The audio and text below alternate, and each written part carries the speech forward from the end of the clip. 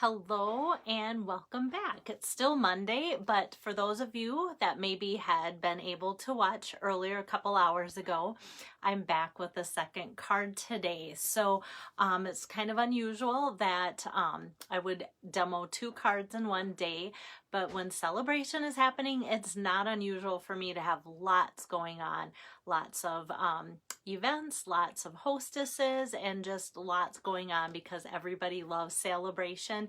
And when Stampin' Up! Has a good sale, a lot of people like to jump on the bandwagon. So my celebration days are often very busy with putting together cards and samples. And so it's just great to be able to share all of that with you this way. I'm really excited about it. So I hope to have a very full week of demoing for you while I can.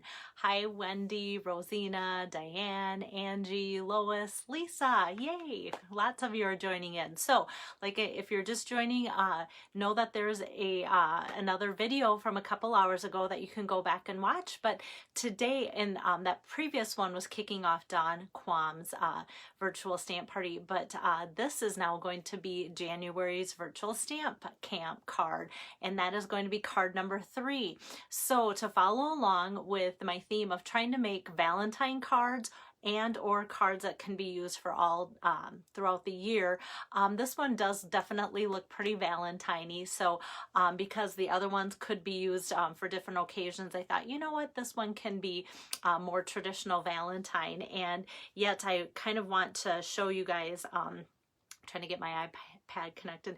I want to show you guys also the card that I made last week using some of the same stamps and such, so that you can see, wow, that can be versatile for Valentine's and going forward too. So let me get my my iPad put down, and then here is the card. So very traditional. When you see red, you think Valentine's sometimes too. So hi, Donna.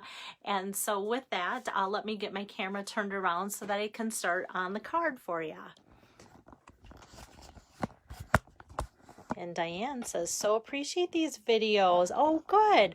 I love inspiring people, because especially with people just being quarantined or just spending more time in, and it's January and it's Minnesota here, we all need things to do and ideas and such to stay put and have something to do. Okay, so here is the card up front. Hi, Jody.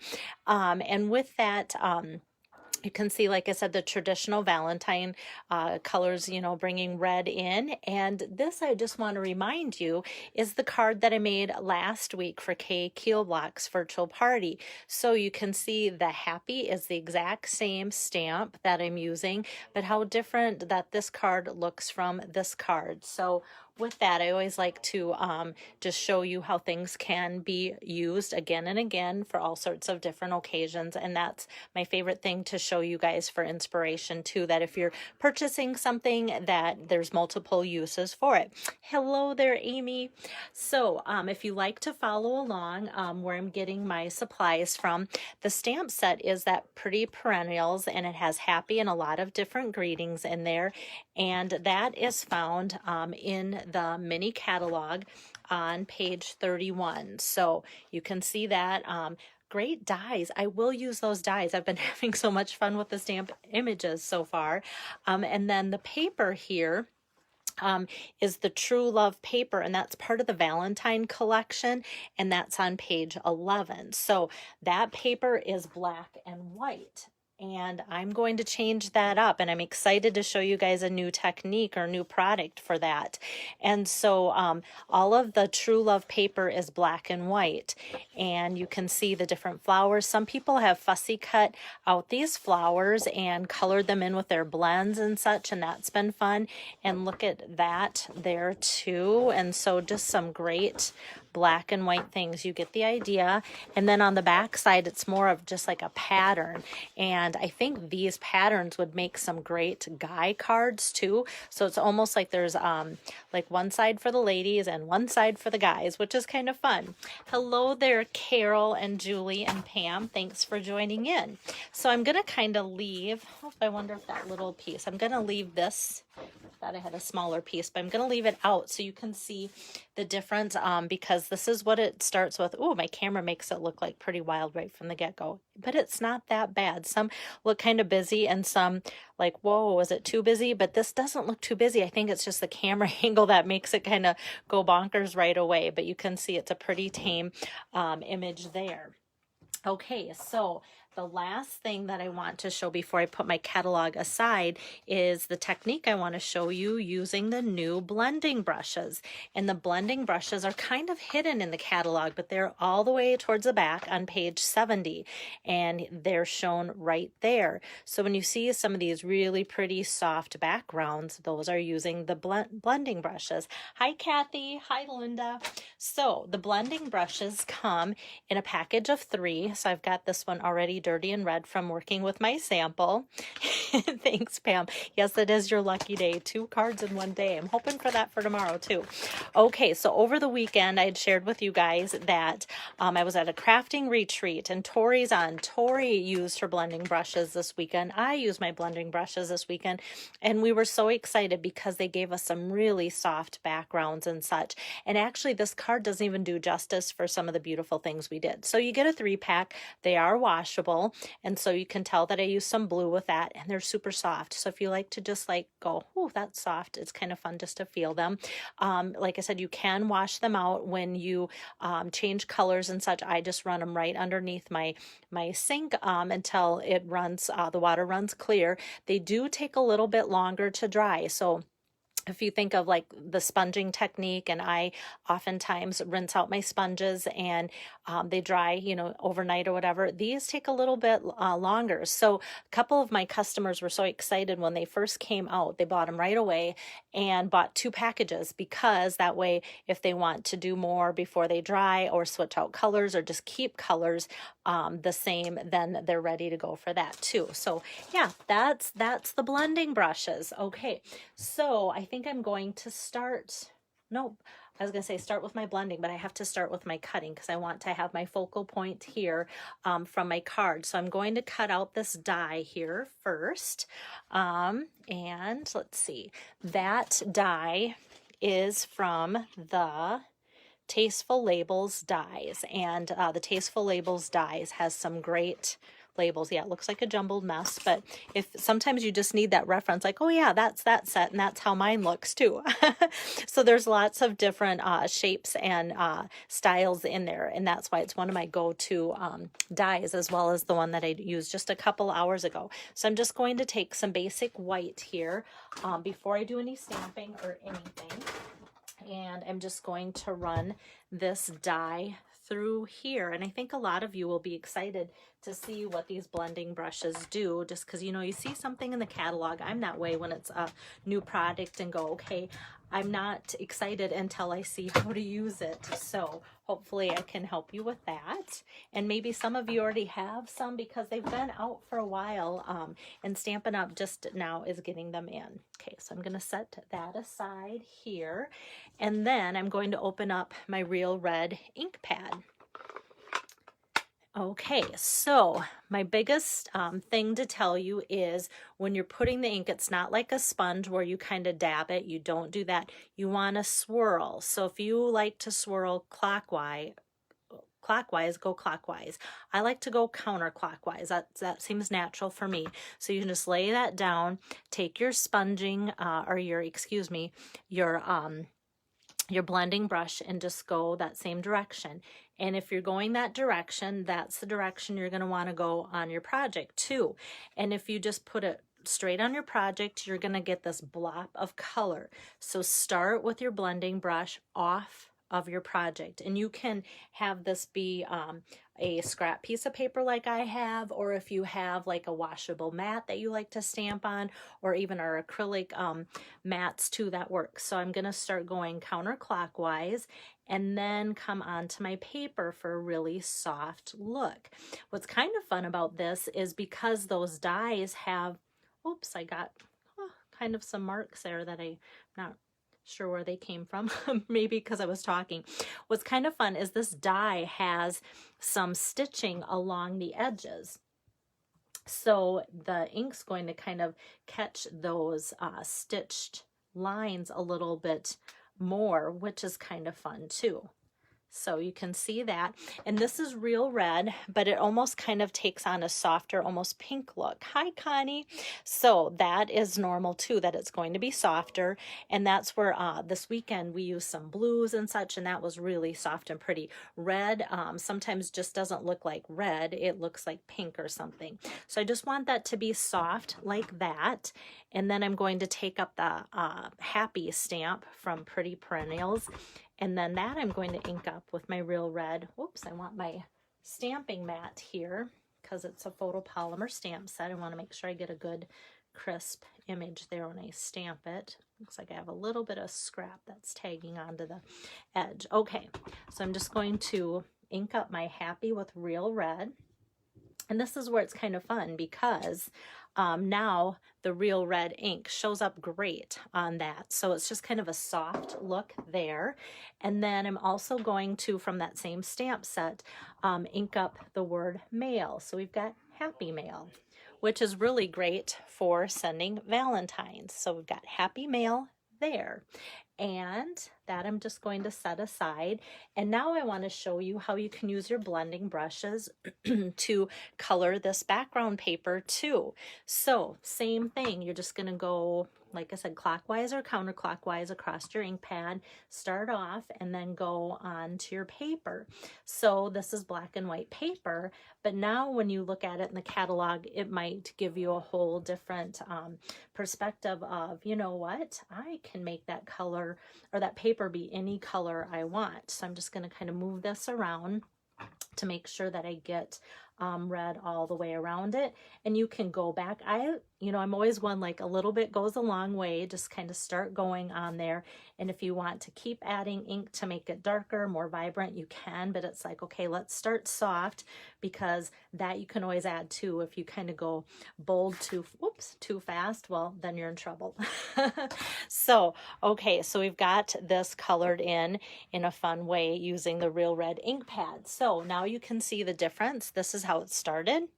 And now it's red and black with a little bit of a crease there that it'll come out once I put it on my card. So I'm not, Lisa has a good question. I'm not pressing the pad very hard at all, because these bristles are really condensed. They're really thick in there, really condensed. There's just like a million little bristles. So as you swirl, I'm not pressing it very hard. And same with when I put on my paper, I'm not pressing it very hard. And I have a tendency to have a heavy hand. So it's good for me just to know, if anything, it's the swirling that really pushes the ink to the paper. So that's good for you guys to know too. And like anything, practice makes perfect. But this weekend when I got these out, just knowing that, start off your paper, go on, and then you can just press it if you want. I actually try and keep my finger off of there, because there is some flex, and I feel like if I'm flexing this too much, then I know that my hand is too heavy in adding that ink. And in some ways, the light catches it, and even though it's red ink, it might look pink, versus red, but you can see that there's quite a bit of ink when you look at how the black and white was, and now it's the red and black too. So that is the blending brushes, and I like that with one card I was able to show you, how you can use that for designer series paper and for just doing that background on the greeting. So now if I pull out that whole package of black and white paper, you could see where you could take the blending brushes and just color in softly some of these flowers to highlight that too. So that could be really fun. And once you start coloring and it gets a little softer, you can change colors and do that too without it being too much of a big drastic change, because it all goes on really soft. So, and like I said, there's a 3-pack, so you can change colors, wash them out, do however you want to. Okay, so now I have to kind of wipe off my hands a little bit, because I feel like just touching the paper, I have like red ink on my fingers, but hopefully I won't transfer that on to my card, that I'm working with. Hi Joyce, thanks for joining in. Okay, so now to put my card together, I have a base, or Real Red base, and that is folded this way, the long way tonight. And so that's 5.5 by 4 1/4 there. And now this new, designer series paper is ready to tape on. So I'm just going to go like so for that, and then add that to the front. And before I put the focal point on, I'm actually going to put my ribbon on right away, so then I kind of know where that sits and how much space I have for that too. So the ribbon that I'm using, one of my favorites for both Christmas and Valentine, it is Real Red, and it is, let's get to the English, Real Red double stitch satin ribbon. So it is very satiny. As far as the double stitch, it's not like really like evident or whatever, but it does add some texture to that, and it's just so pretty because of the satiny finish to it. It's a little bit thicker, but not too thick, so that's good too. Okay, so I'm going to put this on my card here like so. And I don't have my brace on, and so you'd think it'd almost be easier to tie my ribbons. But yeah, you guys have been so good at using so many prayers for my wrist and kind words. Friday is the day I'm having surgery, so definitely needs to get cleaned up in there, and we'll see. It should be an easy surgery and a quick recovery, so I'm excited about that, and I'm excited to just be on the road after so long with my wrist too. Okay, so I've got that on there like so. I do see a little twist that I don't like. And when things like that happen, it doesn't bother me. It's a learning curve for you guys too. So I'm just going to pull a glue dot off of here and just kind of put it underneath the ribbon there to hold it in place like so. So that way I can help you guys to know that, you know what, your card's not a disaster. It just needs a little bit of help to stay put down onto the card. Okay, so now I've got that there, and I did want the ribbon to sit down a little bit further than at the top on purpose. And then I can build my next layers. So I'm just taking some pieces to layer the sentiment here, and oh, Sue says she has already used the set to make a bunch of cards already. That's great. Sue's just closing up her party tonight, so but she's ordered through it. So this is great that she has another idea to use with it. Okay, so this is Real Red, and it is 2.5 by 3.5, and then I'm doing another layer of black, 2.75 by 3.75. So I'm just going to layer those one on top of the other like so. And then I'm actually, before I put it on my card, there's just a little piece, a little fuzz here of the red, and I don't like want it to be straighter than that. It looked like it had just a little bit of an angle. If I pull it up right away, I know I can maneuver it. There we go. So I want this to be popped up. So I'm going to take my dimensionals and put dimensionals on there. And so that will pop up the focal point. And I had just one layer of Real Red underneath here, and it just didn't pop off the card. And then once I added the, oh, this little piece is going to drive me nuts. I feel like taking that blending brush and just kind of going like that to give it color, because it just kind of came out of nowhere and it wants to pop up and it's white, and that bothers me. So now I have it fixed. Okay, so now I'm going to put that focal point there like so. And yeah, like I said, just the red on here just wasn't anything special. And then the other thing I did was just kind of tipped it, and it felt like it was going from being in the corner, which is okay, to like really filling up the card. So I liked that better too. So now I'm just going to take some adhesive and tape that down all the way around there too, like so. And now for my embellishment for the front, because you guys know I always like to do something there, I'm going to add some of the red rhinestone basic jewels Like these are one of the things that I always want to have several packages, because I always think between Valentine's and Christmas and so many occasions, Real Red is just kind of one of those basic colors that you can never go wrong having that as an embellishment to have on hand. So I'm just going to put one of these in each corner. And so this is where it's kind of fun having the top sentiment popped up there. So now it's about equal with the embellishment. So as it goes through the mail, this is going to, the top sentiment focal point is going to help be the cushion, so that those rhinestones, when they go through the mail, aren't going to be what's getting the brunt of slicing through your envelope or something too. So hi Nancy, thanks for joining in. Okay, then I have for the inside, I'm going to pull out another stamp set, a different stamp set. But since I thought, you know what, this is really like a Valentine-y looking themed card, let's just go all out. So the stamp set that I'm using is the Punch Party. So let me just tell you where Punch Party is. It's in Celebration, in that brochure, and towards the back where you can see where to join, which it's like, I love it when people join my team.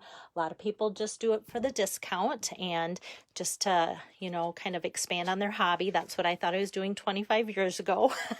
Look where I've come. But the Punch Party stamp set is on page 17. So all of these great images, this is a host-only stamp set. And a lot of times I try and stay away from those, but when it's Celebration, so many people host during Celebration. So I want to kind of show, like, if you have a large order of $300 or have a party of $300, this is the benefit, added extra benefit for hostesses that host during Celebration. So I'm just going to use a couple of the images. There's some really nice ones for so many different occasions, and they coordinate, of course, with a lot of Stampin' Up's punches. So Punch Party. This is the heart from there. It's got kind of a little squiggly floral design around the heart like that. I love it. And then that opens up the inside, and with photopolymer stamp sets, it's so nice to just go, that's where my image is, and this is where my words are. And then I can just stamp the other sentiment from Punch Party. You make my heart happy, and that's going to be the inside, and that really coordinates with the front of the card too. So that, putting the red on the white, makes that pop and brightens up the inside of the card there too. Alrighty, so I've got that going like so. So this is card number 3 for January, right here, January Stamp Camp. There you go. So hopefully that is something that can inspire you to make some Valentine cards, because it's not too late. That's why I work on them for you guys in January. So let me get my camera switched around here. Okay, so like I said, that's card number 3 out of 10 for January Stamp Camp. And how you get my January Stamp Camp cards is just say, hey, Belle, I want your cards. And some of you have already signed up. So I've already got the first few done and such. And I'm ready to get some more ideas so I can stamp those and get those out. And the set of 10 cards is $22. And if you place a minimum $75 order using my host code for the month of January, then you'll get the cards for free. So that is how that works. And like I said, just contact me. Let me know if you're interested. Or as always, let me know if you need help placing your order, because I love helping people do that too. So tomorrow I'll be back, and I'm going to for sure do card number 2 for Dawn Quam. And I would also like to do card number 4 for January's virtual stamp camp. So yeah. It'll be another busy day, but it kind of sounds like fun. So yes, Julie. So I want to use those brushes some more, because I think every color of ink pad is going to make those blending brushes kind of take on a different look. So kind of want to show you some backgrounds and different things that'll make you go, okay, maybe today's card wasn't, you know, your thing, or maybe the next time I use it won't be your thing, but something will be your thing. And when you see how easy it is, how soft it is, it's like, oh, you know, like anything, if you're combining a new item and a new technique, it's kind of intimidating, but these had just very little learning curve, which is always, you know, the best kind of product and technique to learn. So that's good. So hope you guys enjoy the 2 videos today, and I'll be back tomorrow. Have a great night.